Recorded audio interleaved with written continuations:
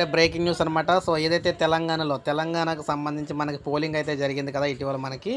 So స్థానిక సంస్థలకు సంబంధించి ఓట్ల లెక్కింపు అయితే ప్రజెంట్ అయితే వాయిదా పడిందనమాట. సో మనం చూసుకోవచ్చు మహబూబ్ నగర్ స్థానిక సంస్థల ఓట్ల లెక్కింపు అయితే వాయిదా పడింది. సో మీరు ఇక్కడ చూసుకున్నట్లయితే చిత్రంలో మీరు ఇక్కడ బాక్సులు అయితే చూసుకోవచ్చు, బ్యాలెట్ బాక్సులు. సో ఉమ్మడి మహబూబ్ నగర్ స్థానిక సంస్థల ఎమ్మెల్సీ ఓట్ల లెక్కింపు వాయిదా పడింది. సార్వత్రిక ఎన్నికలు కూడా అమల్లో ఉన్న నేపథ్యంలో ఈరోజు జరగాల్సిన ప్రక్రియ జూన్ 2వ తేదీకి వాయిదా అయితే వేయాలని ఈసీ ఆదేశాలు అయితే జారీ చేసింది. సో గత గురువారం ఈ స్థానానికి ఉప ఎన్నికలు అయితే జరిగిన సంగతి అందరికీ తెలిసిందే. ఉమ్మడి జిల్లా పరిధిలో 10 పోలింగ్ కేంద్రాలు ఏర్పాటు చేశారు. ఆయా పురపాలక సంఘాల కౌన్సిలర్లు, ఎంపీటీసీలు, జడ్పీటీసీలు, ఎక్స్ అఫీషియో సభ్యులు తమ ఓటు హక్కును అయితే వినియోగించుకున్నారనమాట.